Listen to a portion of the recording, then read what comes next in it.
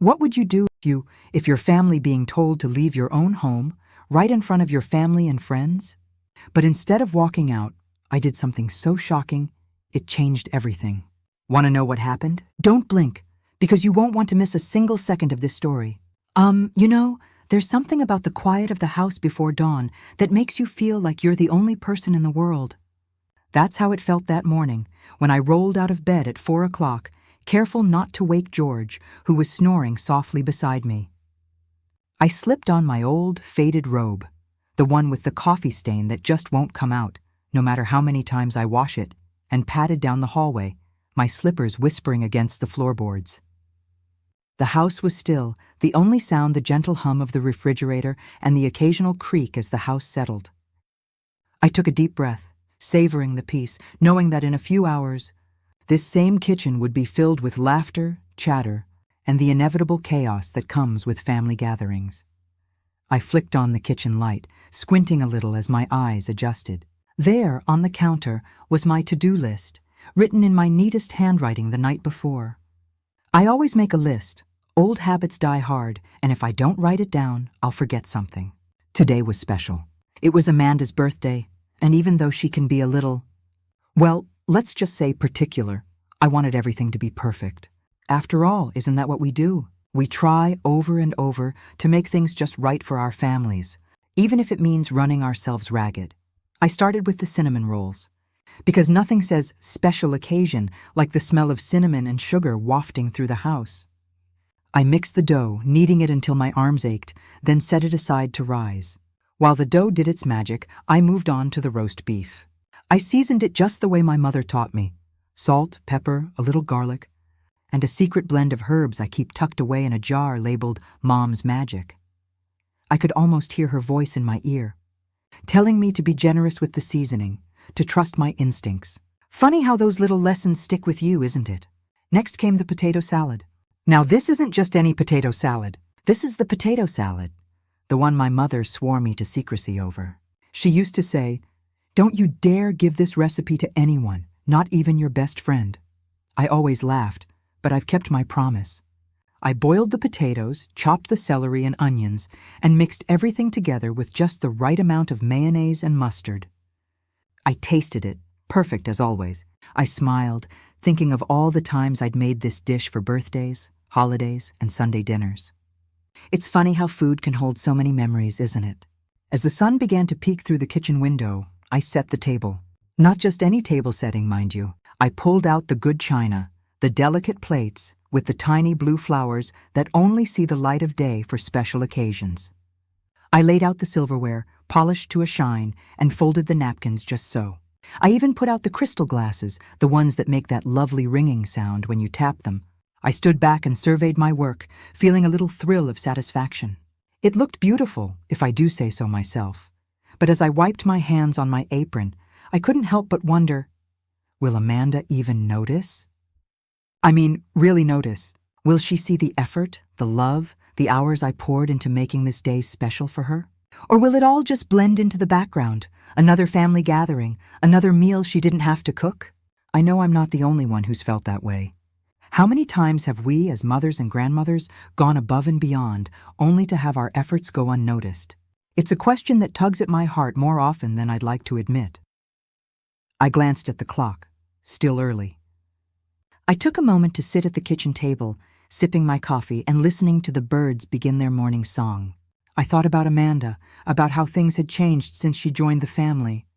She's younger, with her own ideas about how things should be done. Sometimes I feel like I'm walking a tightrope, trying to balance tradition with her new ways. I want her to feel welcome, to feel loved, but sometimes I wonder if I'm trying too hard. Maybe I should just let things be, let her take the lead. But then, who would make the cinnamon rolls? Who would remember to set the table with the good china? As I sat there, lost in thought, I realized that, at the end of the day, it doesn't really matter if she notices every little detail. What matters is that I did it. I showed up, I put in the effort, and I made the day special in my own way. Maybe she'll notice, maybe she won't. But I'll know, and sometimes that has to be enough. With a deep breath, I stood up, ready to face the rest of the day. The house would soon be filled with family, with laughter and noise, and Yes, maybe a little drama. But for now, in the quiet of the early morning, I felt a sense of peace. I was ready. After all, isn't that what we do? We keep showing up, no matter what. And as I glanced at the table one last time, I couldn't help but smile. "Let's see what today brings," I whispered, and got back to work. By the time the clock struck noon, the house was alive with the kind of energy only a family gathering can bring. The front door opened and closed in a steady rhythm, each arrival bringing a new burst of laughter, a fresh wave of hugs, and the familiar sound of shoes being kicked off in the entryway. Brian, always the first to arrive, gave me a quick squeeze and a proud smile, his eyes darting to the spread I'd laid out on the dining table. "Mom, you outdid yourself," he whispered, and my heart swelled just a little. Lily and Ethan, faces flushed with excitement, made a beeline for the kitchen, their eyes wide as they spotted the cake perched on the counter. "Grandma, is that chocolate?" they asked in unison, and I winked, telling them they'd have to wait until after dinner. The air was thick with the scent of roast beef and cinnamon, and for a moment I let myself believe that everything was just as it should be. And then she arrived. Amanda swept in with the kind of presence that turned heads, her heels clicking on the hardwood, her hair perfectly styled, her dress crisp and new. She carried herself like a queen, chin high, eyes scanning the room as if she were inspecting her subjects. She barely glanced my way, offering a quick, tight-lipped smile that didn't quite reach her eyes. I tried not to take it personally. She's always been reserved, a little distant, and I've learned over the years not to expect too much warmth. Still, I couldn't help but feel a pang of disappointment. I'd spent hours making sure everything was perfect for her birthday, hoping maybe this year she'd see how much I cared. The house filled quickly, voices overlapping in a cheerful cacophony. George, always the peacemaker, poured drinks and made small talk, while Brian helped the kids with their coats. I floated from room to room, refilling platters, straightening napkins, and making sure everyone had what they needed. I caught snippets of conversation. My niece talking about her new job, my brother-in-law complaining about traffic, Lily and Ethan giggling over a secret joke. It was noisy, a little chaotic, but it was home. I felt a sense of pride as I watched everyone enjoying themselves, the house filled with the kind of warmth that only comes from family. When it was finally time to eat, I called everyone to the table. The good china gleamed under the soft light, the roast beef sat proudly in the center, and the potato salad, my mother's secret recipe, waited in a crystal bowl. I took my usual seat at the end of the table, the spot I'd claimed years ago, the one that felt most like mine. I smoothed my skirt, took a deep breath, and looked around at the faces I loved. That's when it happened. Amanda, who had been chatting quietly with her friends, suddenly turned to me. Her eyes, usually so guarded, were icy and sharp, cold as a January morning. She leaned forward, her voice low but clear enough for everyone to hear. "Get out of here! I didn't invite you!" she growled, her words slicing through the room like a knife. For a moment, I thought I must have misheard her. Surely she couldn't mean me. Not after everything I'd done. Not in my own home, at my own table. But the look on her face told me she was deadly serious. The room went silent, the kind of silence that feels heavy and suffocating. Even the dog, who had been gnawing contentedly on a bone under the table, stopped and looked up, his ears perked in confusion. I felt the blood drain from my face, my hands suddenly cold and clammy. I looked around the table, searching for some sign that this was all a terrible joke, that someone would laugh and break the tension. But no one moved. Brian stared at his plate, his jaw clenched tight. George's eyes darted between me and Amanda, his mouth opening and closing as if he wanted to say something but couldn't find the words. Lily and Ethan looked at me with wide, uncertain eyes, sensing that something was very wrong. "Have you ever felt like a ghost at your own party? Like you've suddenly become invisible, erased from the very place you worked so hard to create?" That's how I felt in that moment, like I was fading away, my presence shrinking to nothing. I wanted to speak, to defend myself, to remind everyone that this was my house, my table, my food. But the words caught in my throat, tangled up with years of trying to keep the peace, of biting my tongue for the sake of family harmony. I glanced. At the table I'd set so carefully that morning, the good china now feeling like a cruel joke. I thought of the hours I'd spent in the kitchen, the love I'd poured into every dish, the hope that maybe, just maybe, this year would be different. But now, all I felt was a deep, aching sense of betrayal. The silence stretched on, heavy and awkward. I could feel the eyes of every guest on me, waiting to see what I would do.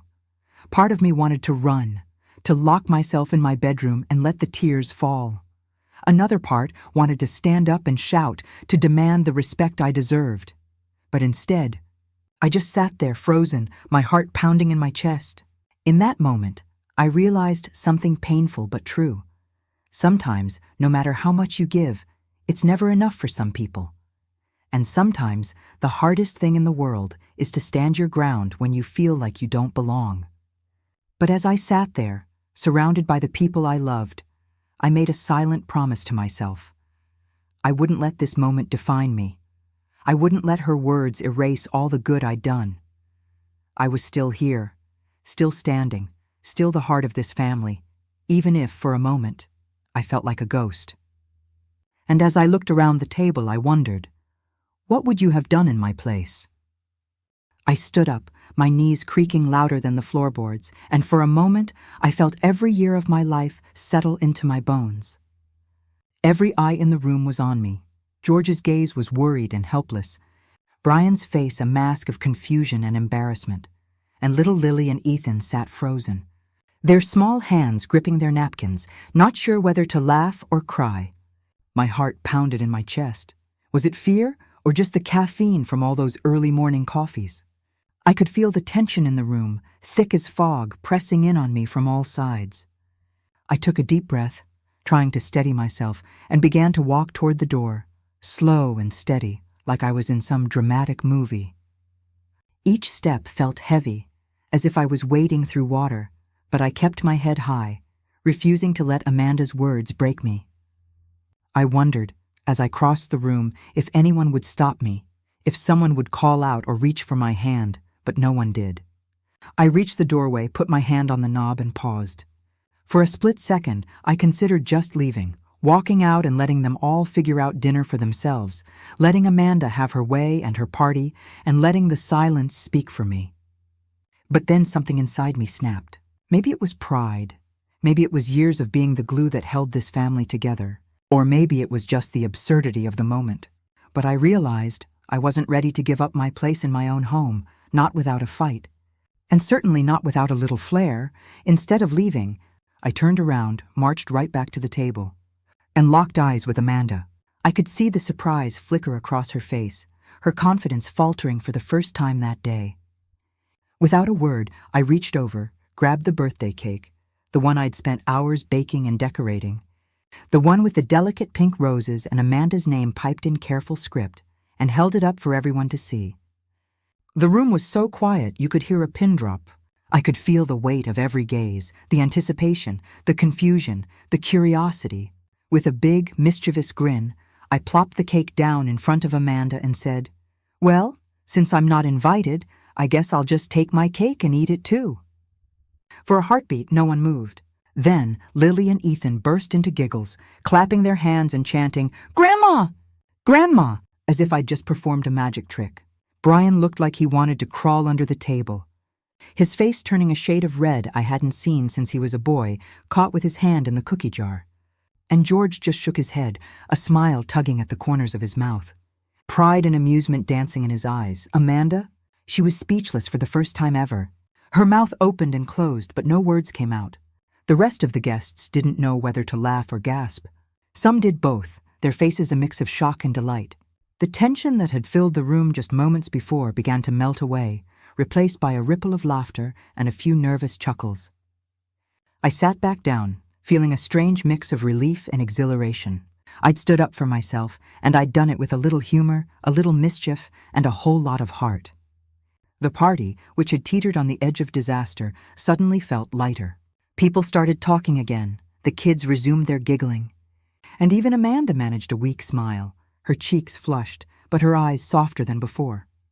As I looked around the table, I realized that sometimes you have to make a little noise to be heard.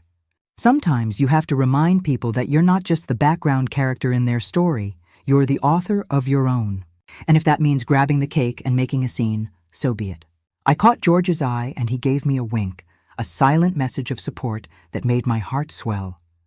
Brian finally relaxed, letting out a breath he'd been holding, and Lily and Ethan started chanting for cake again, their voices bright and joyful, the earlier tension forgotten. The moment had passed, but the lesson lingered, settling over the table like a warm blanket. I realized that I didn't have to fade into the background, that I didn't have to accept being pushed aside, not in my own home, not by anyone. I could stand up for myself, claim my place, and do it with a smile. As the laughter grew and the conversation picked up, I felt a sense of peace settle over me. I'd faced down my fear, my doubt, and my disappointment, and I'd come out the other side stronger, lighter, and maybe even a little bit wiser.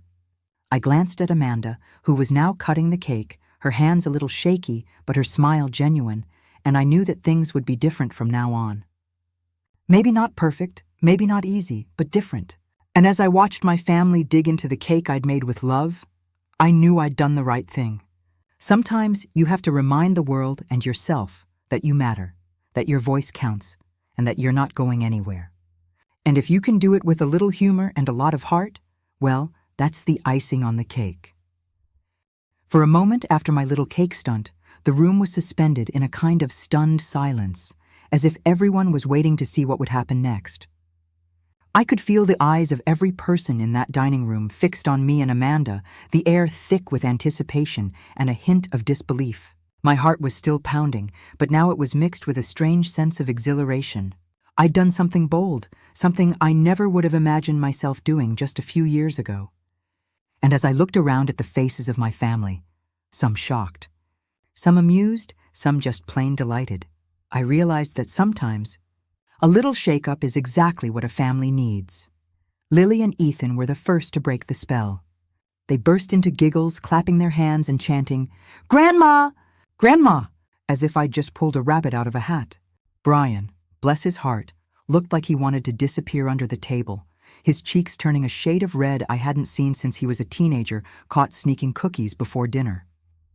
George, always my silent supporter, gave me a little wink from across the room, his eyes twinkling with pride and maybe a touch of relief. And then there was Amanda, sitting at the head of the table, her mouth slightly open, her cheeks flushed with embarrassment and, I suspected, a bit of admiration. For a few seconds, Amanda just stared at the cake in front of her as if it might explode. Then, slowly, she looked up at me. Our eyes met, and for the first time in a long while, I saw something soften in her expression. She let out a breath, shook her head, and, much to my surprise, cracked a smile. It wasn't a big, toothy grin, but it was real. "Okay," she said, her voice a little shaky but laced with humor. "Maybe I overreacted." The tension in the room broke like a dam. Laughter erupted from every corner, the kind of laughter that bubbles up when everyone realizes they've been holding their breath for too long. I let out a laugh myself, feeling the weight of the day lift off my shoulders. "Well, honey," I said, "if you're going to kick me out of my own house, you'd better be prepared to lose the cake." 2. That got another round of laughter, even from Brian, who finally looked up from his plate and shook his head in disbelief.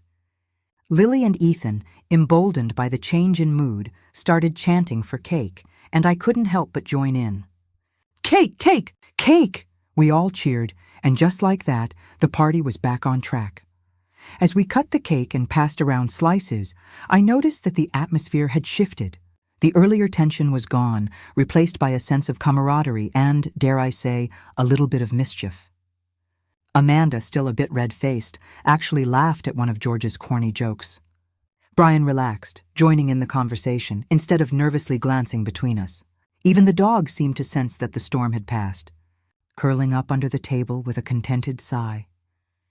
It struck me then how quickly things can change, how a single moment of courage or foolishness, depending on how you look at it, can turn the tide.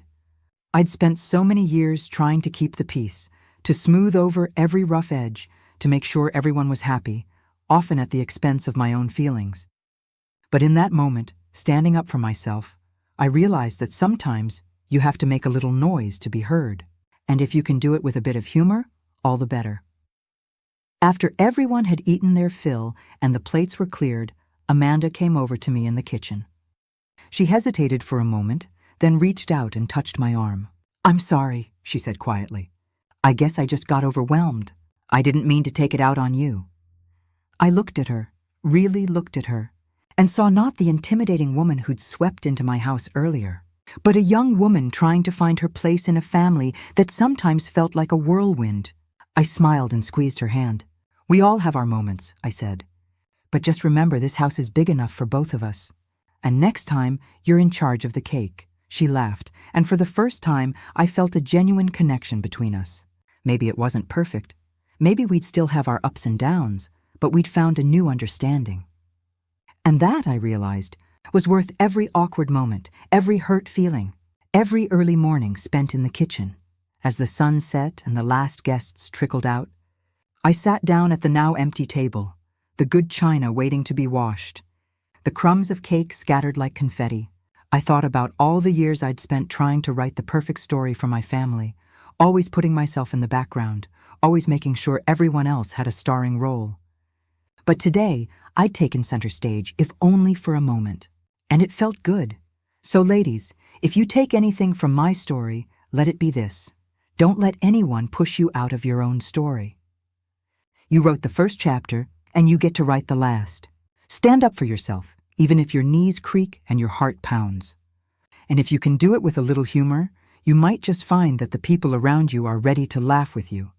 Not at you, here's to all of us, the mothers, the grandmothers, the women who keep the world turning, one cinnamon roll at a time. May we always remember that our stories matter, and that sometimes the best way to be heard is to grab the cake and make a little scene. And as I finally put my feet up and savored the last bite of cake, I couldn't help but smile. After all, isn't life just a series of unexpected moments, best enjoyed with a little laughter and a lot of love? If you enjoyed this story, and you've ever had a family moment that made you want to laugh, cry, or just grab the cake and run, hit that subscribe button. Let's keep sharing our stories, our laughter, and maybe a few secret recipes along the way. What would you have done in my shoes? Tell me in the comments. I can't wait to hear your stories.